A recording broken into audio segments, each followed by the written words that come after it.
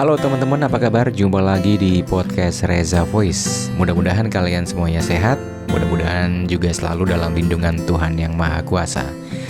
Kali ini gue mau nanya, kira-kira bacaan apa, bacaan di masa kecil ya, yang teringat sampai sekarang.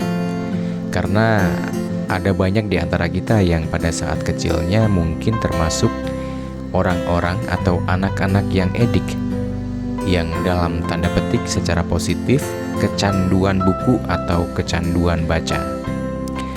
Mungkin di zaman yang berbeda seperti sekarang ini agak-agak susah ditemukan, karena memang fokusnya udah beda ya, fokusnya udah teralihkan oleh banyak hal di dunia digital seperti sekarang ini. Tapi bagi gue yang duduk di bangku SD dulu pada tahun 80-an merasakan betul bahwa ya buku itu adalah salah satu kita buat escape, salah satu cara buat kita memasuki dunia lain atau berimajinasi atau mengeksplorasi sesuatu gitu. Walaupun nggak banyak juga orang yang suka baca atau anak-anak yang suka baca. Jadi yang gue inget dulu pada saat SD itu ada beberapa bacaan yang secara rutin gue baca. Padahal terbitan-terbitan itu bukan untuk anak-anak ya, tapi bukan sesuatu yang negatif loh ya. Tapi memang dunianya bukan dunia anak-anak. Misalnya bapak itu dulu berlangganan karena diwajibkan oleh pemerintah pada saat itu, berlangganan yang namanya majalah Krida. Krida itu untuk majalah bulanan anggota Korpri di Jawa Tengah.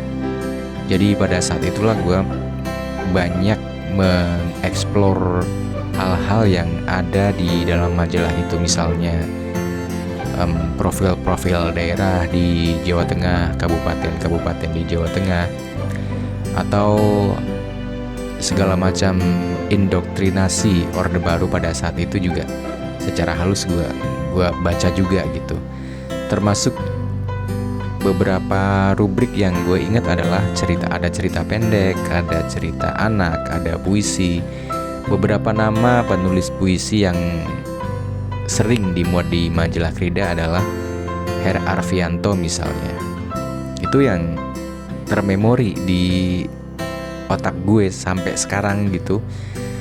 Terus beberapa adegan dalam cerita anak yang gue baca misalnya juga ada gitu, ada teringat sampai sekarang. Misalnya kisah yang ringan aja, seorang anak dari kota besar kemudian berlibur di desa, terus berjalan-jalan di persawahan, ketemu dengan anak yang sedang menghalau burung di sawahnya di sebuah gubuk.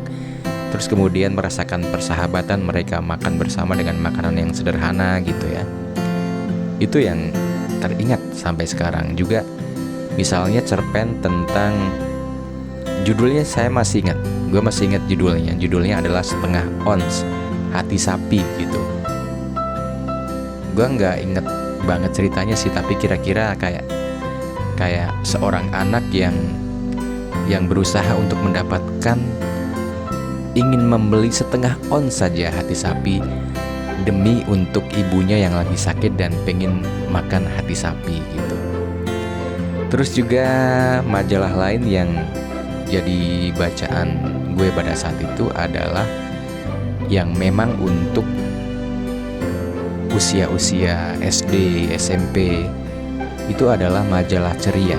Ini juga terbitan untuk anak-anak sekolah di Jawa Tengah. Majalah Ceria ini ada komik strip yang selalu muncul di setiap terbitannya. Kalau nggak salah Ceria itu terbit 2 minggu sekali, jadi sebulan 2 kali.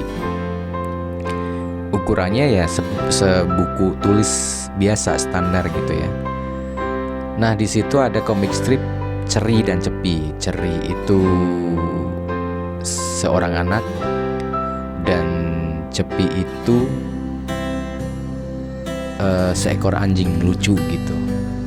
Mereka berinteraksi bermain-main gitu dengan berbagai macam ceritanya yang tentu saja endingnya adalah sebuah pesan moral terhadap dunia pendidikan misalnya, atau pembentukan karakter anak menjadi anak yang baik versi pada saat itu.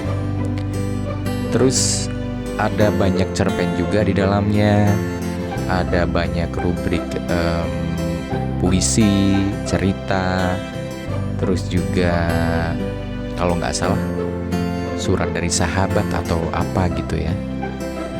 Terus majalah lainnya yang berukuran agak besar tapi tipis dengan kertas yang seadanya juga, yaitu majalah Kuncung. Kalau majalah Kuncung ini kayaknya sih nasional ya, tapi yang termemori di otak gue sampai sekarang adalah ada rubrik di rumah nenek Limbak gitu.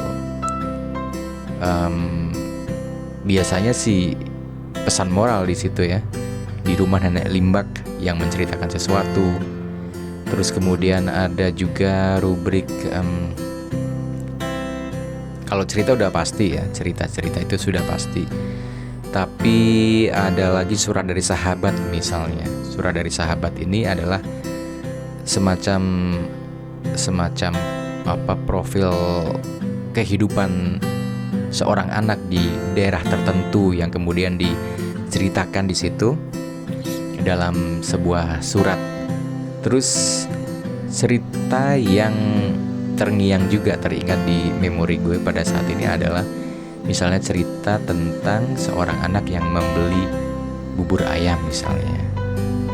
Dan di cerita itu dia sampai menelan ludahnya pada saat tukang bubur ayam itu membuat sajiannya gitu. Terus termemori juga di situ ada beberapa iklan atau misalnya sebuah lomba apa gitu. Itu kebanyakan hadiahnya adalah meja belajar mereknya Ligna. Mungkin kalau sekarang ya Olimpik atau apa sekarang yang lagi tren itu IKEA gitu ya. Tapi ini mereknya Ligna, meja belajar. Jadi gue sama teman-teman tuh kayak memimpikan, pengen banget punya meja belajar yang kayak gitu. Ya itu yang termemori dari majalah Kuncung. Terus kemudian juga rubrik tentang perjuangan bangsa itu juga ada di situ, mulai dari sejarah tentang perang-perang kemerdekaan, tentang zaman-zaman revolusi, itu juga disertakan di situ dengan gambar-gambar juga yang menarik. Apalagi ya kalau majalah Kuncung itu ya banyak lah seputar cerita-cerita yang ada di dalamnya juga. Terus kalau cerita buku lain, kalau tadi kan majalah ya, kalau buku yang gue sering baca di perpustakaan gue pinjem adalah buku-buku cerita. Kadang-kadang sih tentang sains juga, tapi kayaknya sih sok-sokan aja. Artinya nggak terlalu bisa mencerna juga, tapi ya lumayan lah ya untuk bisa mengenal kosakata di dunia sains itu udah lumayan lah. Kalau buku cerita yang gue inget pada saat kecil adalah gue baca tentang cerita Sabai dan Alwi misalnya. Itu juga yang gue inget judulnya itu, ceritanya sih lupa.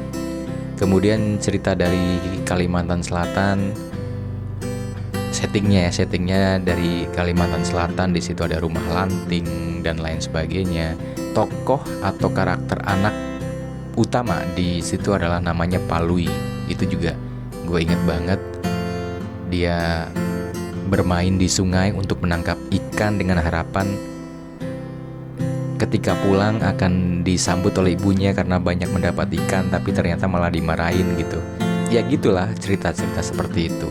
Terus apalagi ya? Jarod Anak Republik. Jarod Anak Republik itu tulisan S. Wirawan Sigit, gue masih ingat.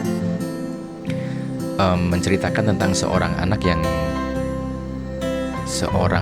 bukan anak, remaja yang kemudian dicurigai oleh anak-anak di kampungnya, anak-anak kecil di kampungnya, karena dia bekerja di tangsi Belanda, karena settingnya memang zaman perang kemerdekaan.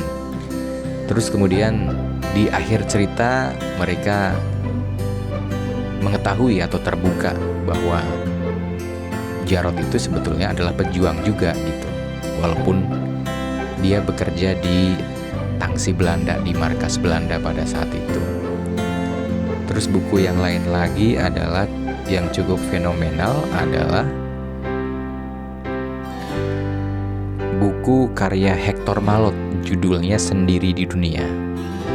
Versi aslinya, versi barat gitu ya, versi bahasa Inggrisnya gue lupa judulnya, tapi kalau di dalam bahasa Indonesia itu Sendiri di Dunia. Tokohnya gue ingat namanya Remy, kemudian dia punya seorang ibu namanya Mak Barberin, yang pada suatu sore dia sedang mengolah tepung untuk dijadikan, di situ tulisannya panekuk ya.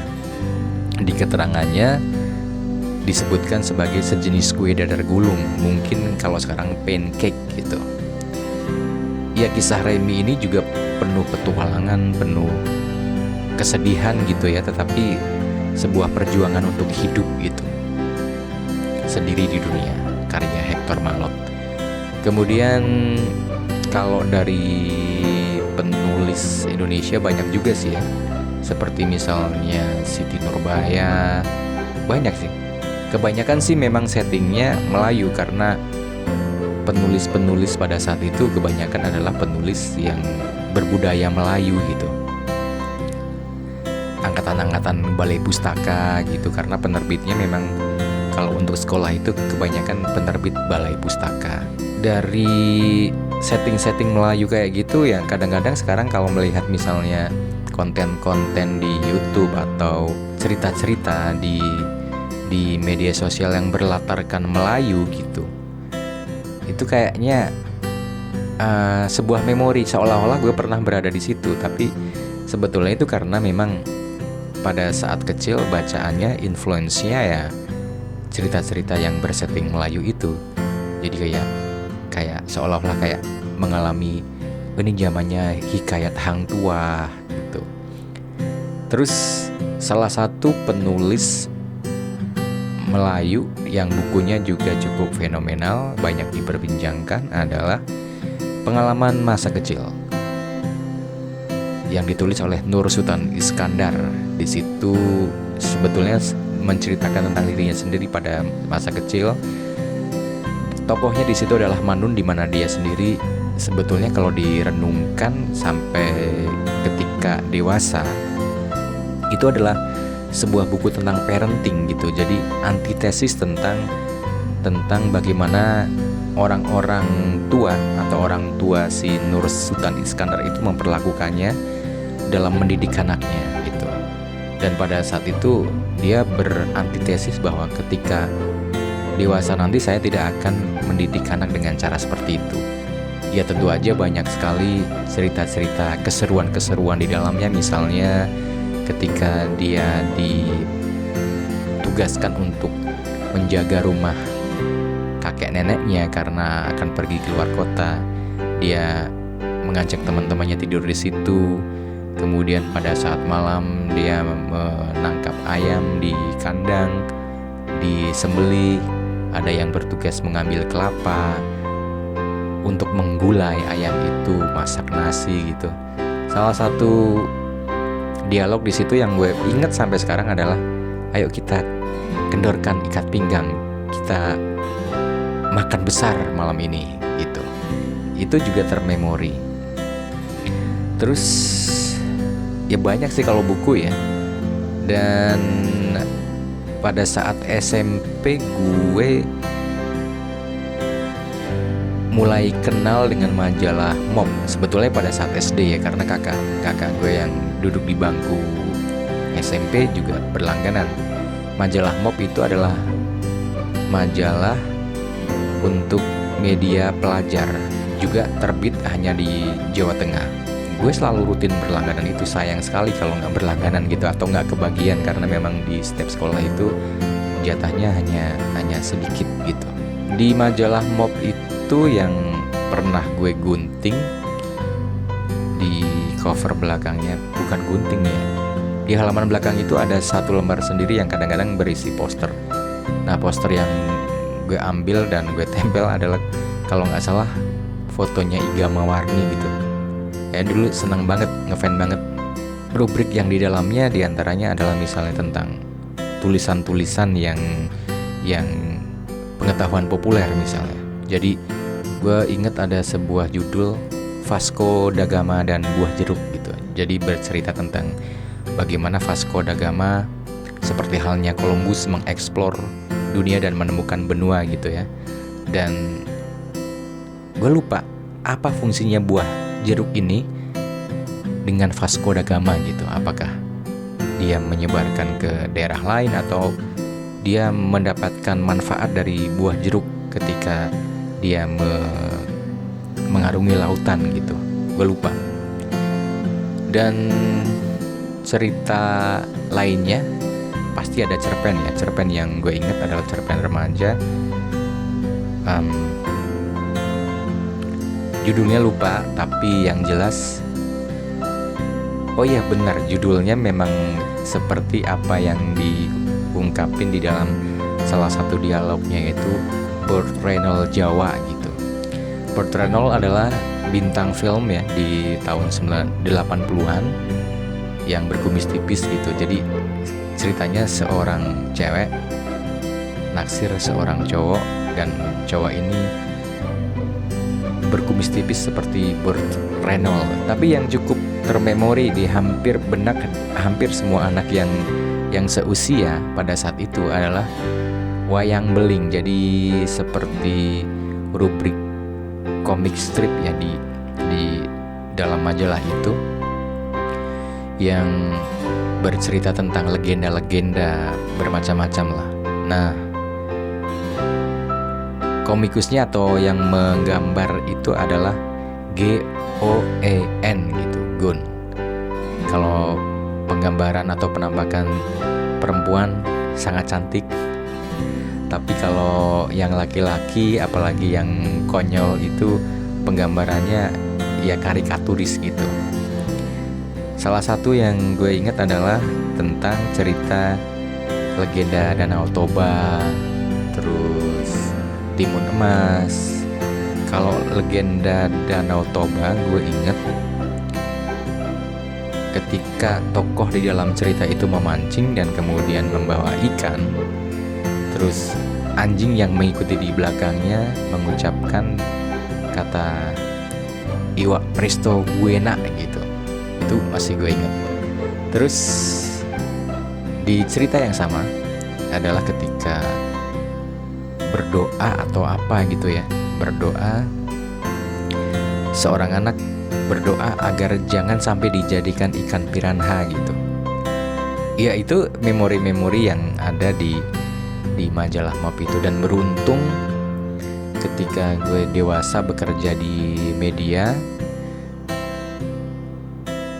gue bisa berinteraksi atau bertemu dengan pemimpin redaksinya, yaitu Mas Prige S, yang beberapa tahun yang lalu sudah meninggal dunia.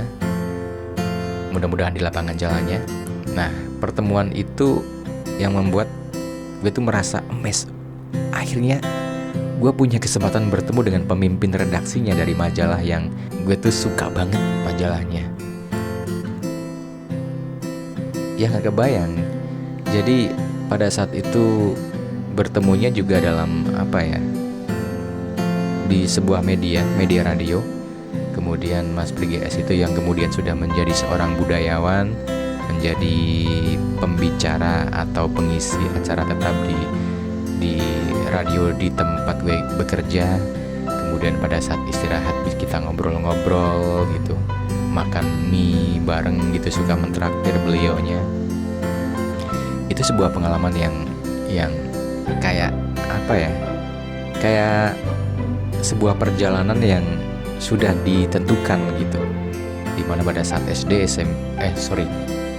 sudah mengenal, kemudian SMP sangat berlangganan majalah Mob, SMA juga, dan ketika bekerja bisa bertemu dengan pemimpin redaksinya pada saat itu gitu. Itu sebuah kesempatan yang gue syukuri sih gitu.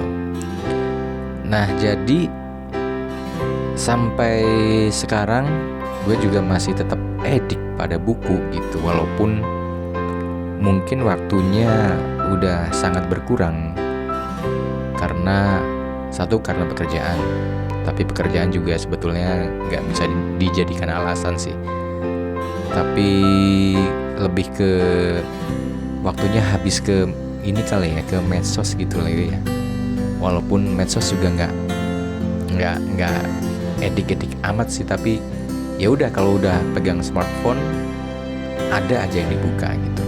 Tapi buku selalu gue baca, terutama kalau sekarang ini, atau mungkin pada saat kuliah itu, karena smartphone juga belum marak pada saat itu, belum ada malah bacaan-bacaan yang lebih, walaupun cerita tapi lebih serius, misalnya cerita buku tentang tenggelamnya kapal Van der Wijk, kemudian Ronggeng Dukuh Paruk, Bekisar Merah, atau buku-buku lainnya. Oh ya, satu lagi berkaitan dengan literasi. Jadi ketika gue pertama kali bekerja di dunia radio adalah di radio yang lahir atau berdiri atau mulai beroperasi di tahun 1971,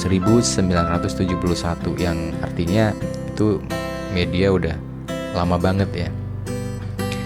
Nah, di situ gue seperti menemukan surga. Jadi banyak bundel-bundel majalah, buku-buku yang memang kalau pada saat itu literatur untuk kita bersiaran, mencari materi apa dan lain sebagainya, itu adalah melalui buku, majalah. Yang pasti di tahun 90-an itu setiap radio pasti ada langganan koran nasional berupa koran Kompas dan koran daerah. Pada saat itu adalah di Jawa Tengah gue, jadi Suara Merdeka. Itu koran yang wajib untuk berlangganan. Ya itulah, dari situ dipasok selain berita, rubrik-rubrik yang lain juga, seperti halnya pola pikir, mungkin ya, pola pikir yang terbentuk cukup sehat ya dibandingkan dengan misalnya sekarang kalau misalnya masih eksis radio. Karena dimudahkan dengan dunia digital, maka yang kita dapatkan kan mungkin kebanyakan tidak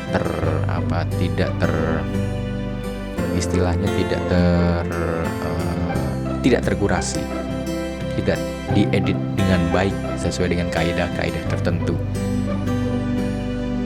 Maka mungkin pola pikir juga berbeda.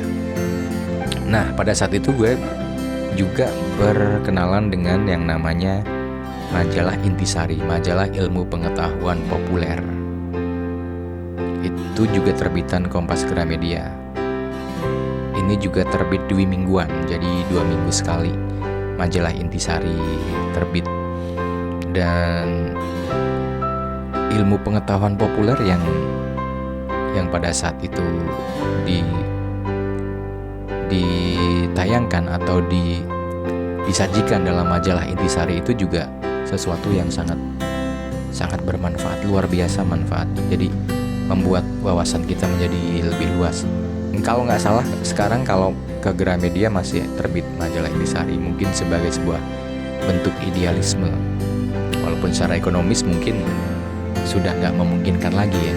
Kalau majalah Intisari itu juga banyak quote-quote di beberapa halaman, quote penting. Kemudian juga ada rubrik Lentera di halaman paling belakang. Lentera itu sebuah kisah inspirasi gitu, itu juga ada. Kemudian cerita kriminal, cerita detektif juga ada di sana dalam memecahkan sebuah kasus kriminal. Bisa dari cerita kisah nyata atau bisa jadi fiksi. Oh ya, sebelumnya juga jadi mungkin SMP SMA gitu ya, gue juga baca majalah yang berbahasa Jawa. namanya majalah Penyebar Semangat. Dengan ejaan lama jadi Penyebar Semangat gitu ya. Gue masih ingat salah satu rubriknya adalah Alaming Lelembut. Itu yang menceritakan tentang kisah-kisah horor di hantu-hantuan gitulah, tapi dengan polesan bahasa Jawa yang ya memang majalahnya berbahasa Jawa ya, tapi cerita horor dibungkus dengan bahasa daerah itu kayaknya lebih serem gitu. Terus ada rubrik yang untuk bahasa Jawa Timuran gitu, yo opo rek kabari Surabaya gitu. Juga ada rubrik itu yang masih gue ingat, dan banyak rubrik lagi. Dan ketika remaja, majalah yang sering gue baca, gue adalah cowok ya, tapi gue juga baca dulu Anita Cemerlang. Majalah yang isinya cerpen semua, dengan artwork atau covernya juga lukisan foto dari artis-artis tertentu atau ilustrasi dari cerita unggulannya pada saat itu gue selalu beli.